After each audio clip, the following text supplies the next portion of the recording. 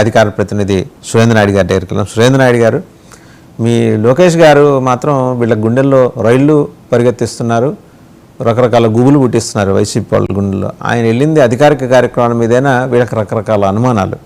పాపం ఆయన ఎక్కడికి వెళ్ళినా ట్రాన్స్పరెంట్గా ట్వీట్ చేస్తారు, అవసరమైతే దాని డాక్యుమెంట్ సపోర్టో ఇమేజ్ సపోర్టో పెడతారు. దాంట్లో చూస్తున్నాం, ఎక్స్లో ట్విట్టర్ వేదిక మీద పెడుతున్నారు. అయినా కూడా ఎందుకంటారు వీళ్ళకి ఇంత గుబులు? రెడ్ బుక్ మరి మీదేం వెళ్ళలేదు కదా ఆయన ఏమి. సార్ నమస్తే. నమస్తే. ముందు మీకు ప్యానల్లో ఉన్నటువంటి మిత్రులకి, అదేవిధంగా 99 న్యూస్ వీక్షిస్తున్నటువంటి ప్రేక్షకులకి శుభోదయం తెలియజేసుకుంటూ, ఇప్పుడు ఇది మనకు అనాదిగా వస్తున్నటువంటి ఆచారం లాగా అయిపోయింది సార్ వైసీపీకి. ఎందుకంటే ఇప్పుడు మనం దొంగ అయితే దేశం అంతా దొంగ అని అంటారు కదా సామెత పెద్దోళ్ళు. ఆ విధంగా మనం దొంగ, మనం చేసినటువంటి అవినీతులు శాఖ భారతం అంటున్నాయి. ఈ అవినీతుల్లో ఎప్పుడు అరెస్ట్ అవుతామో, ఎప్పుడు లోపల పోతామో అనేది వాళ్ళకి తెలియదు. కాబట్టి వీళ్ళు ఏదో అధికార కార్యక్రమానికి వెళ్ళినా, లేదు విదేశాలకు వెళ్ళినా అధికార కార్యక్రమం మీద ప్రతిదానికి భూతత్వం వేసి చూస్తా ఉన్నారు లోకేష్ గారు. కానీ లోకేష్ గారిని అవన్నీ వీళ్ళు ఎన్ని చూసినా ఆయన పట్టించుకోవట్లే. ఎందుకంటే మనం పారదర్శకంగా చేసుకొని వెళ్తున్నాం, మన పని మనం చేసుకుని వెళ్తున్నాం కాబట్టి డిజిటల్ నిలకడ మీద తెలుస్తుంది అంటారు కదా.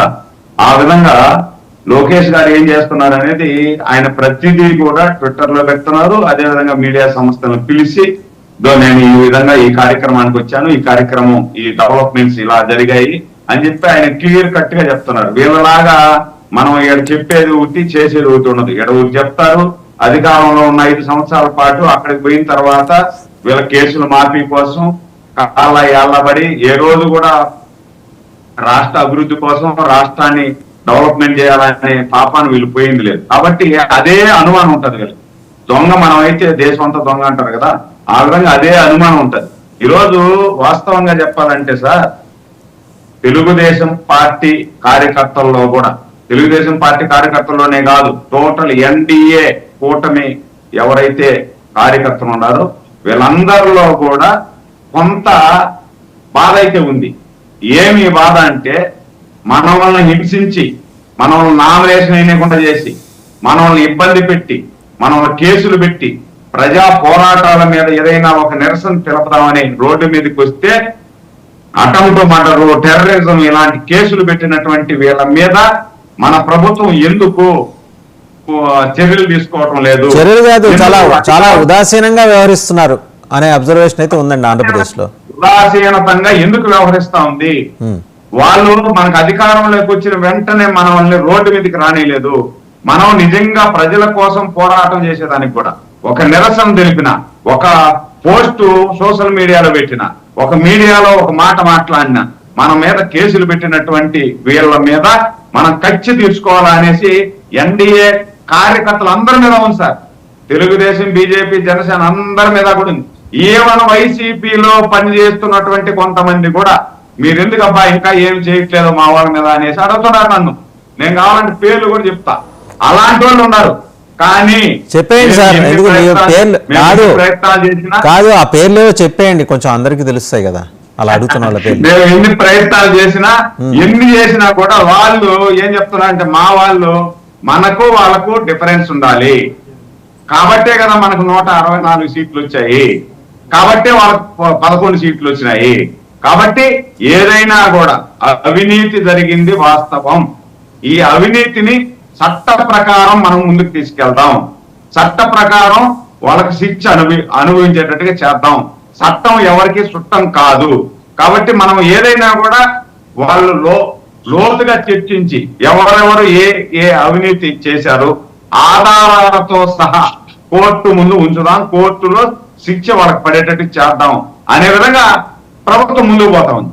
కానీ మాకైతే సగటు కార్యకర్తలకైతే మాకేమనిపిస్తా ఉందంటే, వీళ్ళు ఎందుకు ఈ విధంగా స్లోగా పోతున్నారు అనే బాధ మాకు ఉంది.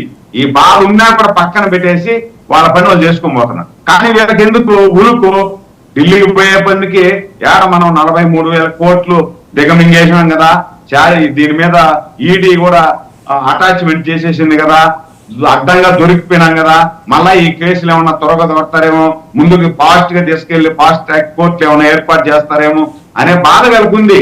ఇప్పుడు 43,000 కోట్లు తండ్రి అధికారాన్ని అడ్డం పెట్టుకొని తినేది సపరేటు, ఈయన అధికారంలోకి వచ్చిన 5 సంవత్సరాలలో ఇంకా ఎన్ని వేల కోట్లు తిన్నారు ఈయన.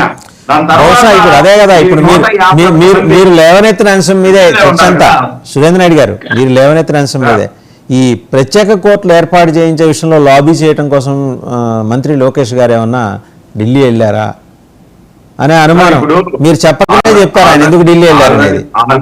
ఆల్రెడీ లోకేష్ బాబు గారు వెళ్ళి కోర్టులకో లేకపోతే గౌరవ ప్రధానమంత్రి మోడీ గారికో లేకపోతే మంత్రులకో చెప్పాల్సినటువంటి అవసరం ఆవశ్యకత లేదు. ఎందుకంటే ఈ రాష్ట్రంలో ఏం జరిగింది ఏమి అనేది ప్రధానమంత్రి గారికి పూర్తిగా పిన్ టు పిన్ తెలుసు. వారు కూడా సత్వరమే ఇవన్నీ కేసులు పరిష్కరించాలని చెప్పి వాళ్ళే ప్రత్యేక కోర్టు కావాలన్నప్పుడు రికమెండ్ చేస్తారు, ఏర్పాటు చేస్తారు. చంద్రబాబు నుండి లోకేష్ బాబు గారు పోయి చెప్పాల్సిన అవసరం లేదు. లోకేష్ గారు వెళ్ళింది ఎందుకు? ఈ రాష్ట్రానికి పెట్టుబడులు వస్తున్నాయి, ఈ పెట్టుబడులు